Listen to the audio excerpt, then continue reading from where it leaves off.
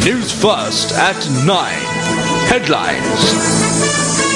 Good evening and welcome to the news at 9. I'm Katharina Chang and these are your headlines.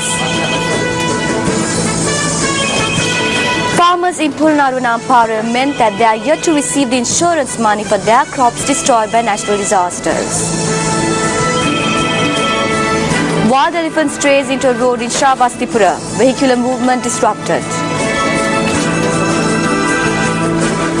Chairman of the Hakmana Cooperative Society arrested for allegedly assaulting an employee, granted a bail.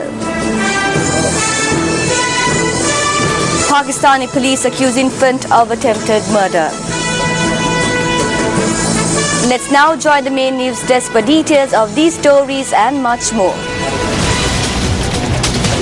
Well, a very good evening to you and welcome to Primetime Weekend News. I'm Nadim Majid. Let's start off with a look at your top stories. 26 persons sustained injuries following an accident in the Pardenia area along the Kurunagala-Alla road this evening. The accident was the result of a collision involving a lorry and a bus. A lorry flying from Pardenia to Anuradhapura collided head-on with a bus heading to Kurunagala from Anuradhapura. The 26 persons who sustained injuries in the accident were initially admitted to the Wadiyapola hospital. A hospital spokesperson said that 24 of the injured have been transferred to the Kurunagala Teaching Hospital. A spokesperson for the Kurunagala Hospital confirmed that 12 persons are receiving treatment at the hospital. However, when Newsfirst made inquiries, the police media spokesperson said that 7 persons have reportedly been injured in this accident.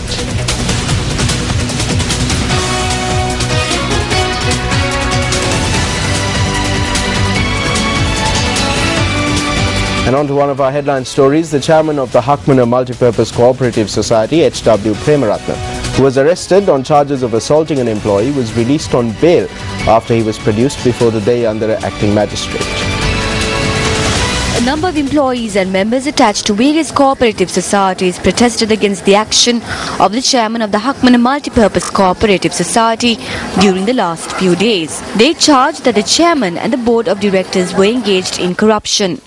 Furthermore, the annual general meeting to appoint a new board of directors to the society, which was scheduled yesterday, was postponed on a court order. The order was obtained by a group of persons claiming that the annual general meeting was conducted by a group of individuals unfit to hold such positions. Meanwhile, the employee who was assaulted by the chairman of the Hakmana Multipurpose Cooperative Society this morning was admitted to the Gangodawala Provincial Hospital.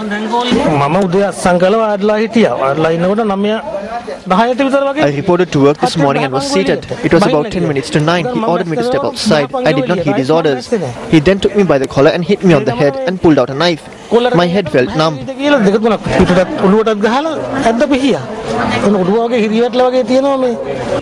The chairman of the Hakmana Multipurpose Cooperative Society was taken into custody this evening. He was then produced before the acting magistrate of the Deyandara magistrate and was released on a surety bail of 50,000 rupees.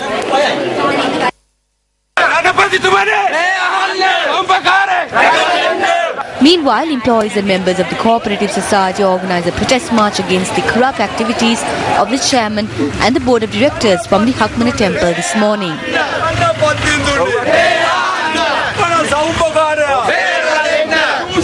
Attempts were made by the protesters to enter the premises of the cooperative society. However, the police intervened and brought the situation under control. We won't go beyond this gate. It is good you all are closing the gate. We will continue our protest here. We have obeyed the law. Thereafter, the group of individuals staged a protest opposite the cooperative society.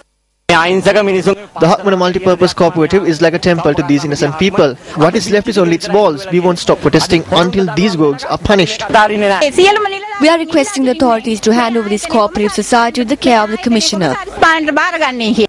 We inquired about this matter from the chairman of the Hakmana Multipurpose Cooperative Society.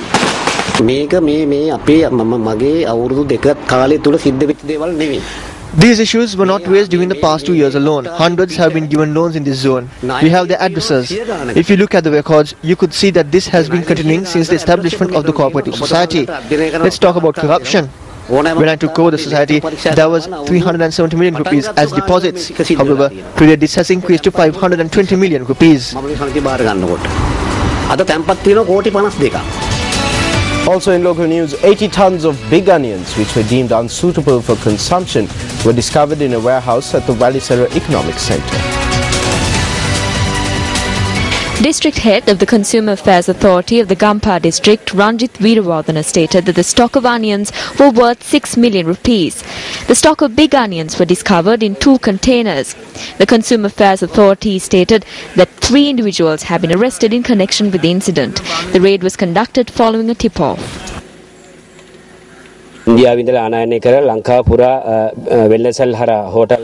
discovered the stock of onions imported from India which were to be distributed to hotels and weekly markets.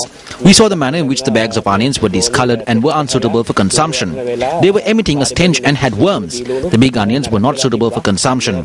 We took statements from the 2 drivers and the supervisor and were later released on a bond.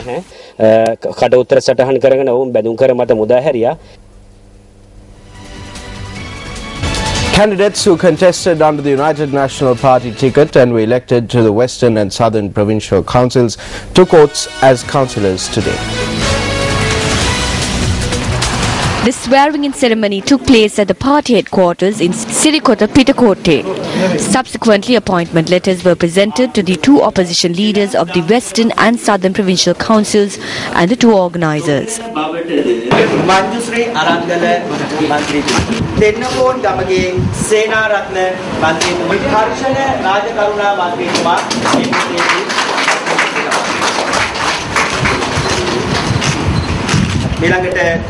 දකුණු පළාත් සභාවේ බන්දුල ලාල් බණ්ඩාරිගොඩ මන්ත්‍රීතුමාට මේ මොහොතේදී පත්වීම ලිඛිත දානය මගේ ඔබතුමා සභාපති හරි මේ සම්බන්ධට එක්කන ගාල් ලිඛනට වේගයෙන් හයිවේ කැවිලා තියෙනවා අපි අතර If we have any issues or grievances, we need to discuss them internally. If we continue to criticize each other, it will only bring harm. It will only bring harm. Let us work as a family. Let us work together. If we have issues, let's resolve them and work unitedly. Anyone can speak to anyone in the party. The President and the government wanted to hold a presidential election either in November or February. They have cast this notion aside. Simply because they have deviated from the original plan does not mean that we should wait until 2016. We have to get onto the streets and demand for an election in 2015. We have to first strengthen our party and subsequently invite others to join us. First, we have to get our act together. Well, Bandulal Bandarigoda, who did not arrive in time for the swearing-in ceremony, arrived at Sirikota to obtain his appointment letter later on in the day. Speaking to Newsfirst, he said that he is disappointed over the position that was given to him, in spite of the fact that he received the highest number of preferential votes in the Galle district.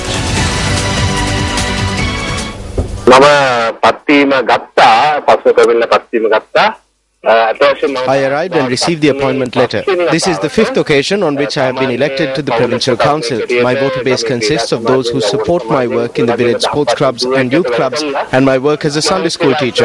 I don't have a family background. I hail from a simple family. I obtained the highest number of preferential votes by being with the people. It's a disappointment that I note their failure to give an individual who hails from a simple family his due position to move forward. I obtained this victory without even being appointed as an electorate organizer. I am perplexed as to whether certain persons have forgotten that individuals who are with the people and understand the people's issues are more important.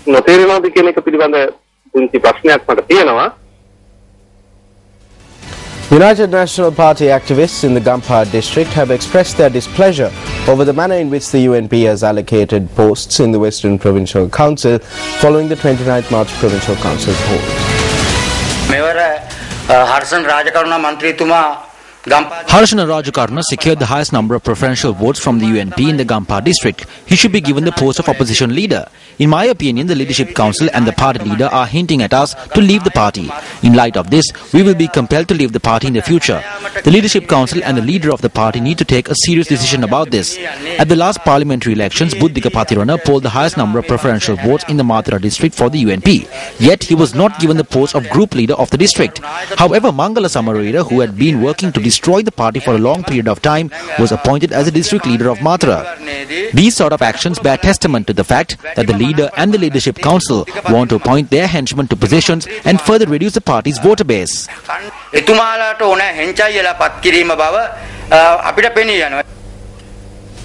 A meeting featuring the Southern and Western Provincial Council candidates of the Democratic Party was held in Colombo today. The meeting, which took place in Pitacote, was chaired by the leader of the Democratic Party, Sarath Fonseca. Subsequent to the meeting, leader of the party, Sarath Fonseca, expressed the following views to the media. No matter how much the government boasts and use the war for their gains and tell people with anguish that they are being taken to the electric chair, the government lost 250,000 votes at the polls. Due to the commitment of all in the party, we sent out a strong signal to the government. We are content with the election results. During the meeting today, we discussed our shortcomings and areas where we need to give more attention to. There are issues we need to be mindful of.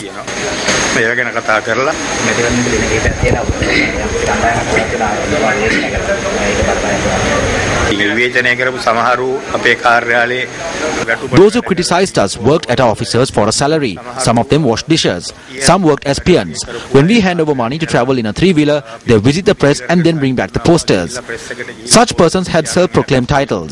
The person who used a three-wheeler to go to the printing press to bring back the poster identified himself as the media spokesperson. Such persons may exist in other parties as well. The problem here is that when someone leaves our party, everyone talks about it. This, however, did not adversely affect us during the election. Also in post-election news, several events to felicitate UPFA Western Provincial Councillor Attorney-at-Law Susara Dinal were held yesterday. Residents of the Kalahugoda area in Gampaha organized an event to celebrate the victory of Attorney-at-Law Susara Dinal at the recently concluded Western Provincial Council poll. Attorney-at-Law Susara Dinal was extended a warm welcome in Damma Lokagama in the Katana electorate. Meanwhile, a separate event was held in Madavala Minuangoda yesterday. On to a developing story tonight. Farmers in Polonnaruwa and Ampara lament that they are yet to receive the insurance money for their crops that were destroyed by natural disasters. They point out that they had been paying a sum of 150 rupees per sack of concessionary fertilizer for close to 1 year as an insurance premium. The 2013 budget made it mandatory for farmers to enter an insurance scheme in order to be compensated for the damage caused to their crops from drought, floods, wild elephants and other natural disasters. Thereby, this year, farmers who purchased a 50-kilogram bag of fertilizer at the concessionary price had to pay a sum of 150 rupees with every purchase to enter the insurance scheme. The responsibility of managing the funds have been vested with the National Insurance Trust Fund. Thereby, the farmers receive compensation from the National Insurance Trust Fund under 3 stages. In the first phase, 40% of the total compensation will be provided to the aggrieved farmers within 30 days of cultivating their crops. Thereby, they will receive a sum of 4,000 rupees per acre and a sum of 10,000 rupees per hectare that they cultivate. The damage caused to the crop starting from day 31 after cultivating is known as the second phase. A sum of 6,000 rupees is provided to an acre of damaged crops. The period afterwards until the harvest is reaped is known as the third stage, and a sum of 10,000 rupees is granted for an acre of damaged crops. However, though farmlands were destroyed by the drought ahead of the Maha season in 2013, the farmers in Polonnaruwa charge that they are yet to receive compensation. We are not approved, received or any form of document of the 150 rupees that they charge from us. We are charged 1,500 rupees extra when we purchase fertilizer for 5 acres of land. They say it is for the insurance scheme. Crops are destroyed badly. However, farmers are yet to receive compensation. No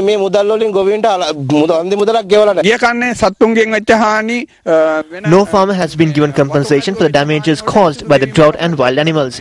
It is unfair to charge us 150 rupees. Farmers from Kumarigama in Ampara charge that their crops were also destroyed by wild elephants. They point out that they are yet to receive compensation for damages despite making a submission for compensation over a year ago. We informed the officials. They took photographs and left. We are yet to receive a relief.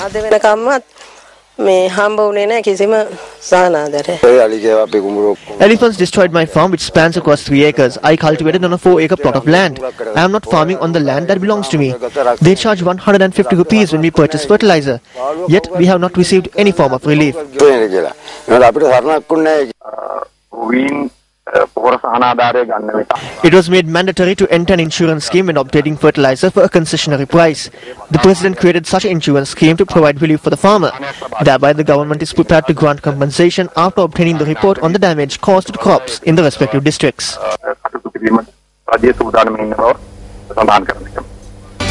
The human-elephant conflict is a common phenomenon in Sri Lanka.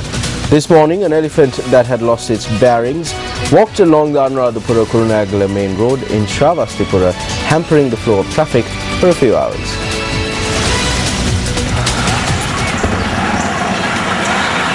Our area correspondent said that a wild elephant from the teak reserve in Shravastipura had entered the main road. Our correspondent added that the wild elephant was finding it difficult to head back to the forest as a result of the electric fence erected around the reserve.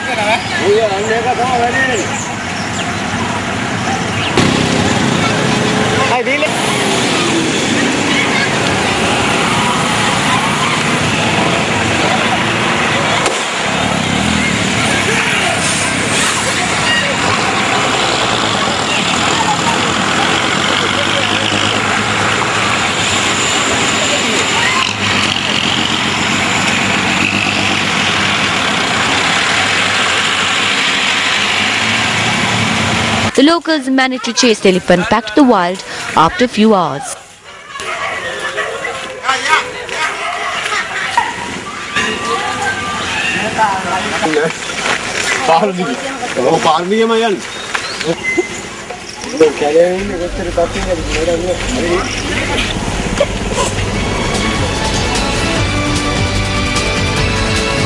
Well, to me it looked like he wanted to take a little sojourn on a freshly carpeted road. On to other local news. The 12th round of trials for Super Fighter, Sri Lanka's first reality sports program, an initiative to introduce boxing talent to compete at national and international stages, commenced its 12th leg today. Super Fighter. Super Fighter is organized by MTVMBC Networks together with MAS Holdings Private Limited. The 12th stage of Super Fighter was held covering the Vavuniya and Anuradhapura districts. Around 350 athletes took part in the training camp. The athletes were introduced to the ABC of boxing and were trained by national and international trainers. These athletes will compete in 4 weight categories in order to be selected as the victor in the district. Super Fighter. Also in local news, the service contract of the principal of Trinity College, Kandy, was stayed by courts yesterday when the matter pertaining to the court case filed by Bimindra Madhugalla versus the Board of Governors of Trinity College, Kandy, was taken up yesterday. President's Counsel Faiza Mustafa with Isuru Balapatabandi, instructed by Ranika Nanakara, appeared for the plaintiff, Bimindra Madhugalla, and made submissions and asked for an injunction restraining the Board of Governors from appointing the principal for another term. President's Counsel Faiza Mustafa also stated that he objects a proxy filed by the first defendant, as the Board of Governors of Trinity College has no right to file a proxy without the approval of the board members. President's Counsel Harsha Amarasekara with Kanchana Peris, instructed by Simon and Associates, appeared for the 13th and 15th defendants and made submissions requesting the status quo to remain, i.e. the appointment of the principal not to be confirmed. President's Counsel Ramesh De Silva with Sugat Caldera, instructed by Simon and Associates, appeared for the 8th and 14th defendants, and he too made submissions requesting the status quo to remain, i.e. the appointment of the principal not to be confirmed. Chanaka De Silva, instructed by Gloria Kodogoda, appeared for the 12th defendant and informed court that he is appearing independently. Manish Senivaratna filed proxies for the 1st, 2nd, 3rd, 4th and 10th defendants and filed their objections. The counsel who appeared for these defendants took a preliminary objection with regard to the jurisdiction of this case as it is filed in Colombo. President's Counsel Faiza Mustafa objected to this and stated that DC case number 140/13 was also filed in the District Court of Colombo. Court granted the status quo to remain. The matter will be taken up on the 8th of May for objections and submissions to be made. A sports diplomacy cricket tournament organised by the US Embassy in Sri Lanka was held in Kandy this morning. The tournament was played between the youth clubs of Kandy and Jaffna under the auspices of US Ambassador to Sri Lanka, Michelle J. Season. So today's cricket tournament is a great example of how sports diplomacy can bring young people together from throughout Sri Lanka. For Sri Lanka's future is right here with the young men playing cricket today, representing Kandy and Jaffna together. This is Sri Lanka's future. The youth are Sri Lanka's future. We're so happy to be able to support them with education, with sports diplomacy, and youth empowerment.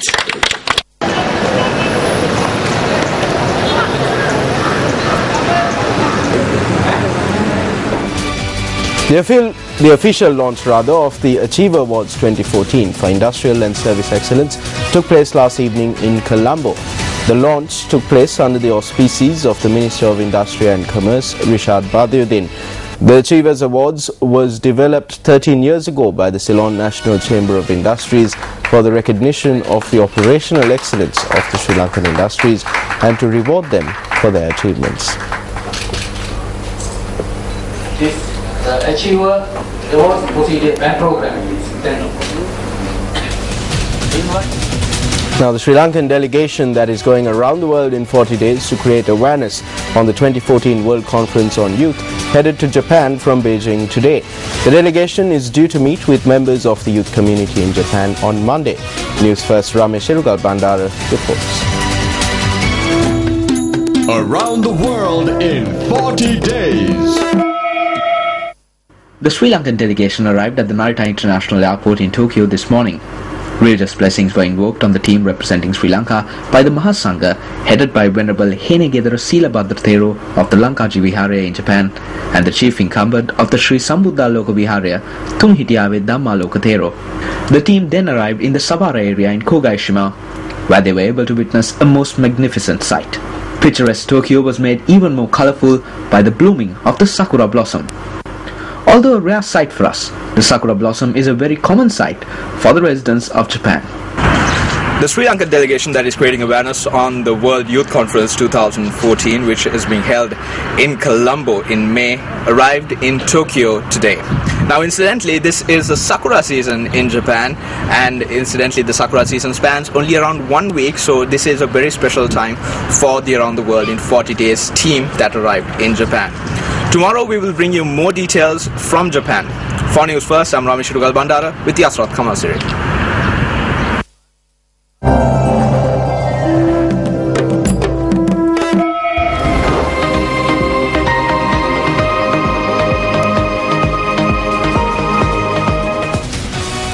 And on to international news now. 9-month-old Musa Khan appeared in a court in the Pakistani city of Lahore, formally charged by local police for attempted murder on personnel who raided the area where he lived with his parents and grandparents.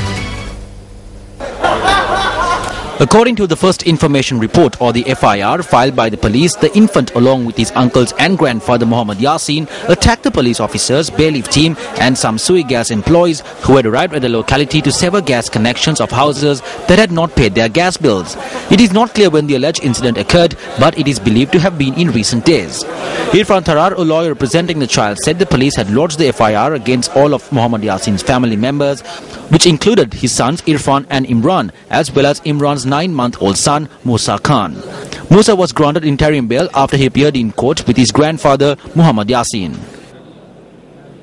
He was booked under section 326 and was presented before the court. He does not even know how to pick up his milk bottle properly. How can he stone the police?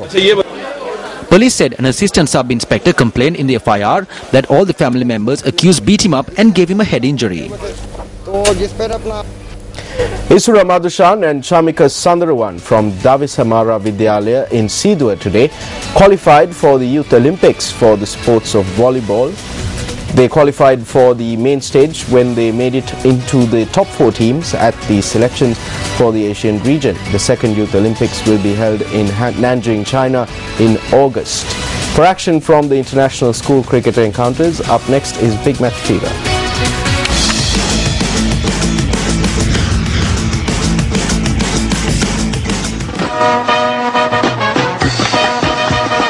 The 85th battle of the Maroons between Ananda College Colombo and Nalanda College Colombo ended in a draw today.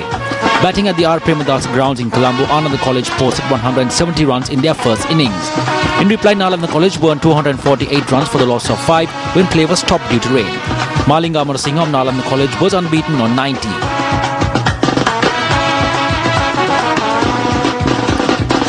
The 51st big match encounter between Thurston College Colombo and Isipatana College Colombo also ended in a draw today. Batting first at the SEC grounds in Colombo, Thurston College posted 240 runs for the loss of 8 wickets in their first essay. When rain stopped play, Isipatana College bore on 136 runs for the loss of 6 wickets in their first innings.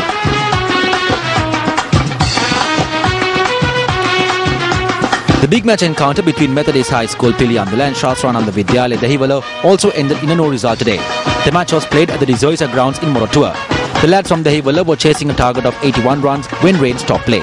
Nanda කණ්ඩායමට හිමි වූ ඉලක්කය ලකුණු 81ක්.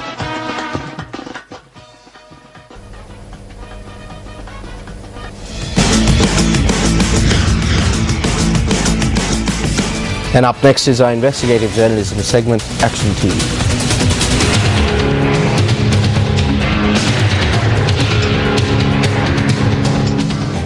Although the governor of the Western Province has called for applications to appoint a qualified official to the position of Commissioner of Ayurveda on 2 occasions, on both occasions the endeavour was scuttled even before applications were accepted owing to the intervention of higher-ups in the political authority in the Western Provincial Council. Given the situation, an individual who is not qualified for the position has been able to hold on to the position in an acting capacity since 2008. This official, who previously served in the public service in the North-Western Province, received a transfer to the Western Province in contravention of the accepted administrative procedures. On Thursday, this official convened a media briefing in order to respond to certain revelations made the previous day through Action TV. Among the facts that were highlighted through Action TV was the fact that this official is spending 300,000 rupees a month as rent for the building which houses the commission, when the Western Provincial Council makes comparatively small financial allocations for indigenous medicine. Prior to this, the commission functioned out of a building for which the monthly rent was 150,000 rupees.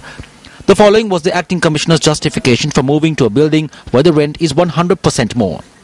When you consider the price, no one can find 5,200 square feet for a price like 300,000 in this area. We obtained these premises at 300,000 rupees by bargaining personally with the landlord. We have provided all facilities for our staff. We have given them individual workstations and made this a productive institution. In addition, unlike all the other Ayurveda departments in Sri Lanka, we have computerized the operation and have moved towards a paperless management system.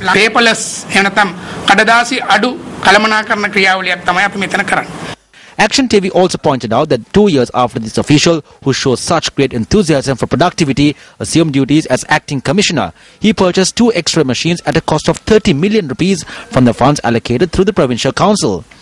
These 2 machines are not operational. One of these machines, which is still in its original packaging, has been lying at the outpatients department of the Meegoda Ayurvedic Hospital for 4 years. There are several prerequisites to consider when purchasing an X-ray machine. A key prerequisite is to obtain or construct a building suitable to house the X-ray machine and have the building certified through the Atomic Energy Authority. Another fundamental prerequisite is having a qualified radiologist to operate the machine. There is a fundamental in development known as the PERT theory. We engage in this undertaking in keeping with the PERT theory. The PERT theory dictates that we do the purchasing, the construction and the hiring of staff. We will do all of this together. But remember that construction cannot be completed as rapidly as purchasing. Staff cannot be approved as rapidly as construction is completed. We have encountered these practical administrative problems that you would come across in Sri Lanka. All of the media here are from Sri Lanka. You are not foreigners, so you should be aware of this. People in Sri Lanka know how work gets done here. The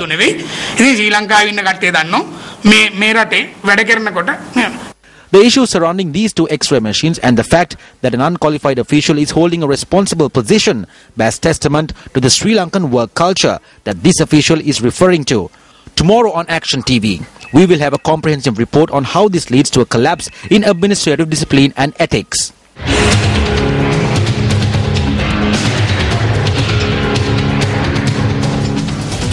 And that's a wrap of your primetime weekend news bulletin.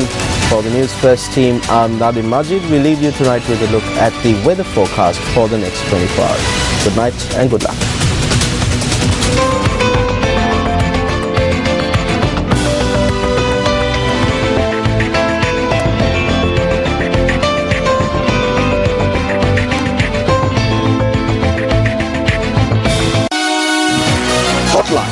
114-896-896. www.newsfirst.lk. Feedback at newsfirst.lk.